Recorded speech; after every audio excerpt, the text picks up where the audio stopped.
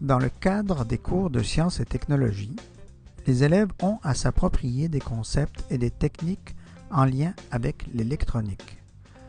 Ce film leur permet d'acquérir les bonnes techniques de soudure en toute sécurité. Voici les principales consignes de sécurité relatives à la soudure à l'étain. Faire attention aux brûlures. Porter des lunettes de sécurité. Attacher les cheveux longs. Éviter d'inhaler les fumées. Ne pas souder de composants sous tension. Se laver les mains après soudage. Pour de plus amples détails, consultez la capsule.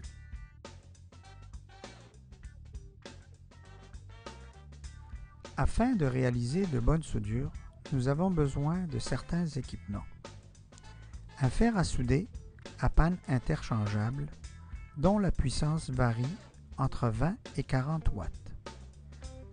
Un support de fer à souder avec éponge de nettoyage.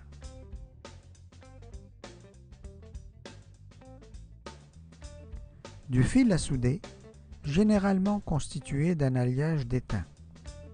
Au centre de ce fil se trouve un flox identique à de la pâte à souder, qui permet de décaper les parties rasoudées.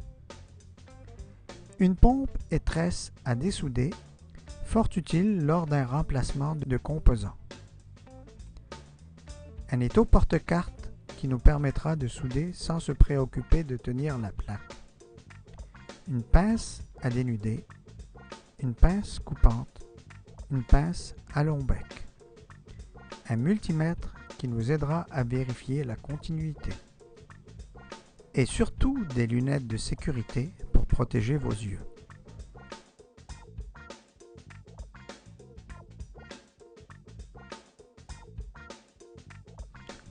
Branchez le fer et attendre qu'il atteigne sa température d'opération. Préparez le composant à souder en insérant ses électrodes dans les trous du circuit. Nettoyez le fer à chaud sur une éponge mouillée. Étamez le fer, c'est-à-dire y faire fondre un peu d'étain. Cet étain liquide augmentera la surface de contact entre le fer et les conducteurs à souder.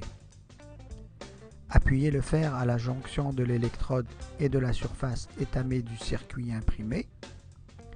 L'étamage du fer devrait permettre une bonne conductibilité thermique.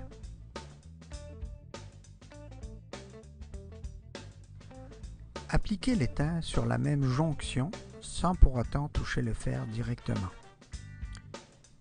Il faut que l'étain fonde sur l'électrode et sur la surface étamée.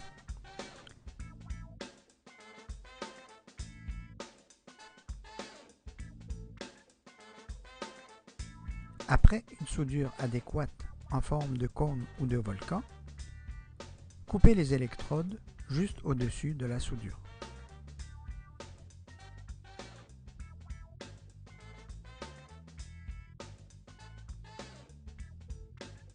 Voici à quoi devrait ressembler une soudure parfaite.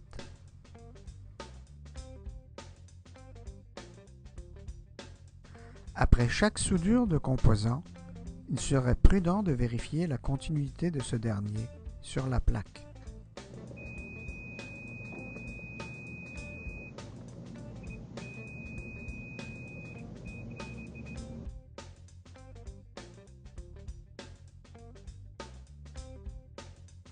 Lorsqu'on veut souder deux fils ensemble, il est préférable d'étamer chaque brin.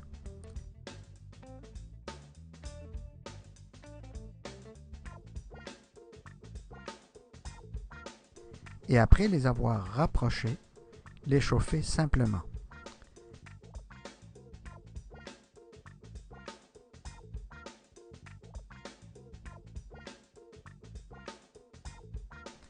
Par la suite, on placera une gaine thermo-rétractable qui protégera cette soudure.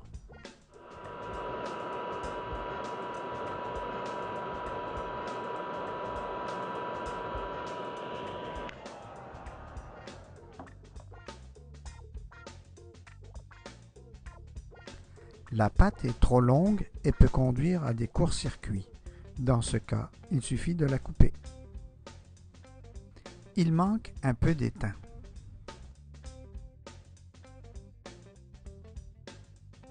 La soudure a adhéré à la pâte, mais non au circuit.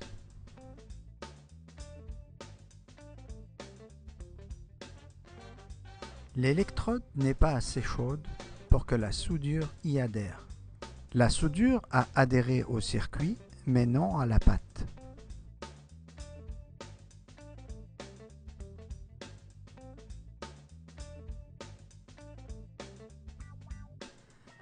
Si ni la surface et ni l'électrode ne sont à la bonne température, la soudure ne collera pas. Il suffira de bien chauffer les éléments et y ajouter un peu de soudure.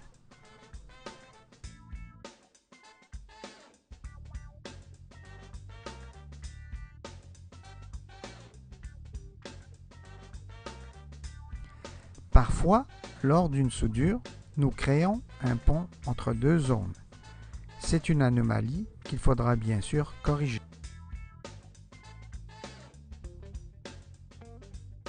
Une bonne implantation de composants sur le circuit peut éliminer bien des problèmes. Il serait judicieux de bien vérifier avant de souder.